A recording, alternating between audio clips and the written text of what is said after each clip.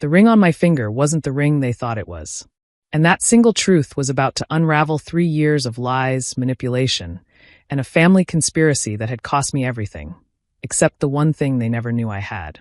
My name is Vivian Ashford, and until 6 months ago, I was married to Theodore Montgomery III, heir to Montgomery Wealth Management, golden boy of Connecticut high society, and the man who convinced his entire family that I was a gold-digging waitress who'd trapped him into marriage. The divorce had been brutal. Theodore's lawyers had buried me in paperwork, frozen our joint accounts, and painted me as an opportunist who deserved nothing. His mother, Cordelia, had testified that I'd manipulated her vulnerable son, and that the prenup I'd signed, under pressure, without legal counsel, should stand as written. I'd walked away with $15,000 and the clothes I could fit in 2 suitcases. And 1 ring. Now they wanted that too. Cordelia Montgomery had arrived at my studio apartment with her lawyer, her daughter Beatrice, and a gemologist named Dr. Harold Wentworth. She'd given me 24 hours' notice through a tersely worded legal letter demanding the return of the Montgomery family heirloom engagement ring, wrongfully retained following dissolution of marriage. "This is ridiculous, Cordelia," I said, standing in my cramped living room. "Theodore gave me this ring when he proposed. It's mine. It's a family heirloom," Cordelia repeated, her voice dripping with the condescension she'd perfected over decades. "It belonged to Theodore's great-grandmother. It was never yours to keep. It was yours to wear while you were part of this family. Which you no longer are." Beatrice smirked from behind her mother. "Just give it back, Vivian. We all know you only married Theodore for money anyway. At least let us keep our grandmother's ring." The lawyer, a sharp-faced man named Preston Drake, stepped forward. "Ms. Ashford, we can do this amicably, or we can pursue legal action. The ring's estimated value is approximately $2,000. We're prepared to offer you that amount to avoid court costs." $2,000, I repeated. "For a ring you claim has been in your family for 4 generations. Its sentimental value exceeds its monetary worth," Cordelia said stiffly. "Which is why we're willing to compensate you despite your behavior during the marriage." I looked at the ring on my finger. The pale blue stone caught the afternoon light, throwing tiny rainbows across my bare walls. "Fine," I said. "Have your gemologist verify it. If he confirms it's your family heirloom worth $2,000, I'll consider your offer." Cordelia's smile was triumphant. She gestured to Dr. Wentworth, who approached me with his professional case. "May I?" he asked politely. I slipped the ring off and placed it in his palm.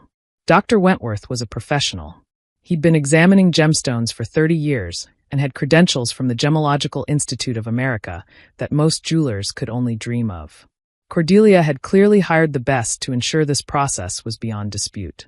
He examined the ring under his loupe for exactly 14 seconds before his entire demeanor changed. He looked up, looked at me, looked back at the ring. Then he set down his loupe and pulled out a more sophisticated instrument, something that looked like a small microscope with digital readouts. "Is something wrong?" Cordelia asked, her voice sharp. Dr. Wentworth didn't answer. He was too busy examining the stone from every angle, taking readings, making notes on his phone with trembling fingers. 5 minutes passed. "Dr. Wentworth," Cordelia said impatiently, "we don't have all day. Just confirm the ring's identity, so we can proceed." Dr. Wentworth finally looked up. His face had gone pale, and there was a slight tremor in his voice when he spoke. "Mrs. Montgomery," he said slowly, "I cannot confirm this ring's identity as your family heirloom." "What do you mean?" "Of course it is. Because this isn't a pale sapphire, which is what your family's documented heirloom contains." He held up the ring, and his hand was visibly shaking. "This is a 4.7-carat fancy vivid blue diamond. Natural. Flawless. The color saturation alone puts it in the rarest category of blue diamonds in existence." The room went silent. "That's impossible," Beatrice said. "It's grandmother's ring. It's always been." "This ring," Dr. Wentworth interrupted, "is worth more than your brother's entire trust fund. More than your family's summer house in the Hamptons. This single stone, based on current market values for comparable fancy vivid blues, is worth between $3.50 and $4.2 million. He turned to me, and I saw genuine confusion in his eyes. "Ms. Ashford, where did you get this ring?" I'd met Theodore Montgomery at a charity gala in Manhattan 3 years ago. I wasn't there as a waitress, despite what his family later claimed. I was there as a guest, invited by the foundation's director, who happened to be a close friend of my grandmother's. My grandmother, Marguerite Delacourt, had been one of the most celebrated jewelry designers of the 1960s and 70s. She'd created pieces for Jackie Kennedy, Elizabeth Taylor, and Grace Kelly. She'd been featured in Vogue, Harper's Bazaar, and Women's Wear Daily. Her designs were in museum collections around the world. But by the time I was born, her fame had faded. She'd retreated from public life after my grandfather's death, living quietly in a small house in Vermont, surrounded by her remaining pieces and her memories. When she passed away during my senior year of college, she'd left me everything, which, according to the estate lawyer, amounted to about $47,000 in savings, a house that needed significant repairs, and costume jewelry of negligible value. I'd kept the jewelry in a safety deposit box, wearing pieces occasionally because they reminded me of her, never thinking much about their actual worth. When Theodore proposed, I'd been wearing one of grandmother's rings, a delicate band with a pale blue stone that she'd always called her rainy day piece. "That's beautiful," Theodore had said, noticing it. "Is it a sapphire?" "I think so. It was my grandmother's." "It looks just like my great-grandmother's ring," he'd said, examining it. "Same color, same vintage setting. What a coincidence." When he proposed 2 months later, he'd slipped a different ring on my finger, the Montgomery family heirloom, a pale sapphire in an antique setting that did, admittedly, look remarkably similar to my grandmother's piece. I'd put my grandmother's ring in my jewelry box and hadn't thought about it again. Until the divorce. The divorce had been Theodore's idea, announced 3 weeks after I'd discovered he'd been having an affair with his executive assistant for 2 years. When I'd confronted him, he'd laughed. "What did you expect, Vivian? You were a charity case I felt sorry for. A project. Did you really think I was going to spend my life with a woman who can't even tell the difference between a salad fork and a dessert fork?"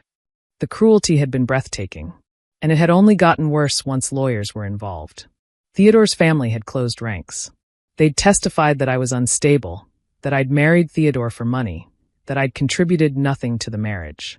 The prenup I'd signed, the one Theodore had presented to me the night before our wedding, when I was too overwhelmed to read the fine print, had protected everything. I'd left with nothing. Almost nothing. In the chaos of packing, Theodore had grabbed his family's ring from my jewelry box, but he'd grabbed the wrong one. He'd taken his great-grandmother's sapphire and left me with my grandmother's rainy day piece. I'd only noticed a week later. The rings looked almost identical at a glance, but the weight was slightly different. The setting had subtle variations. I'd assumed Theodore would realize his mistake and demand an exchange. But he never had, because Theodore, for all his breeding and education, had never looked closely enough at either ring to tell them apart. And now his mother had brought a gemologist to my door, demanding I return what she thought was her family's $2,000 heirloom. She'd just discovered that I owned a $4 million diamond. Cordelia's face had gone through several shades of red before settling on a mottled purple. "That's impossible," she said. "That ring, that's our ring. Theodore gave it to her when he proposed. She must have switched the stones. She's a con artist. I've always said she was a con artist." Dr. Wentworth shook his head. "Mrs. Montgomery, I assure you, this stone has not been switched. The setting shows no signs of tampering. The craftsmanship is consistent with mid-century French jewelry design. I would estimate this piece was created between 1955 and 1965. The stone itself is natural, not lab-created, with characteristics that place its origin in South African mines." He paused, examining the band more closely. "There's an inscription here," he said. "Very small. MD to MD, forever blue. Does that mean anything to you?" I felt tears prick my eyes. "Marguerite Delacourt to Marcel Delacourt. My grandparents. He gave her that ring on their 25th wedding anniversary."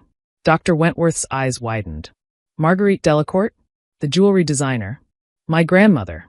Good God." He set down his instruments and looked at me with something approaching reverence. "Ms. Ashford, if this ring was made by Marguerite Delacourt herself, with provenance documentation, its value could exceed $6 million at auction. Possibly more. Her pieces are considered masterworks. Museums compete for them." The silence that followed was deafening. "This is fraud," Cordelia finally sputtered. "She's lying. She's been planning this from the beginning. She married Theodore to..." "To what?" I interrupted, my voice steady for the first time since they'd arrived. To wait 3 years for you to demand a ring back that was never yours? To somehow predict that your son would grab the wrong ring from my jewelry box? To hope that you'd hire a gemologist who would discover my grandmother's work? I stood up. Your family ring, the actual Montgomery heirloom, is probably still in Theodore's possession. He took it from my jewelry box the day I moved out. I noticed the switch a week later, but assumed he'd eventually realize his mistake. I held out my hand, and Dr. Wentworth, almost reluctantly, returned my grandmother's ring. This ring, I said, slipping it back on my finger, has been in my family for 60 years. It has nothing to do with the Montgomerys. It was never part of my marriage to Theodore, never listed in any prenuptial agreement, and is therefore entirely, completely, unquestionably mine.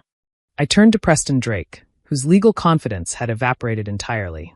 I believe you came here to offer me $2,000 for what you thought was a family heirloom. Since that heirloom is apparently still in Theodore's possession, I suggest you take this matter up with him. I walked to my front door and opened it. Now, if you'll excuse me, I have an appointment with an auction house to schedule. The aftermath was spectacular. Theodore, confronted by his furious mother, finally checked his jewelry box. Sure enough, the Montgomery family heirloom was there. The pale sapphire he'd grabbed by mistake, worth approximately $1,800 according to a subsequent appraisal. He'd had my grandmother's $4 million diamond in his possession for 3 weeks after our separation and had thrown it into a drawer without a second glance. The irony was exquisite. My grandmother's ring sold at Christie's 4 months later for $7.2 million, a record for a Delacourt piece. The auction made national news, and suddenly everyone wanted to know about Marguerite Delacourt's previously unknown granddaughter. I used the money to do 3 things. First, I hired the best lawyers in New York to challenge my divorce settlement. With proper representation, we discovered that Theodore's lawyers had failed to disclose several marital assets, and that the prenup had been signed under conditions that rendered it unenforceable. The settlement was renegotiated significantly in my favor. Second, I established the Marguerite Delacourt Foundation for Emerging Jewelry Designers, funded with $2 million from the auction proceeds. My grandmother had always believed in nurturing new talent. Now her legacy would continue. Third, I had my grandmother's remaining pieces professionally appraised. The costume jewelry of negligible value from her estate turned out to include 17 original Delacourt designs worth a combined $12.3 million. The estate lawyer who dismissed them as worthless was quietly fired by his firm. Theodore tried to contact me after the auction made headlines. His messages ranged from apologetic to accusatory to pleading. You could have told me, one of them read. If I'd known what that ring was worth, I never would have. Never would have what? Treated me like garbage? Called me a charity case? Cheated on me for 2 years? I didn't respond. Cordelia, predictably, attempted to claim that the ring had been a gift from Theodore and therefore should be considered marital property.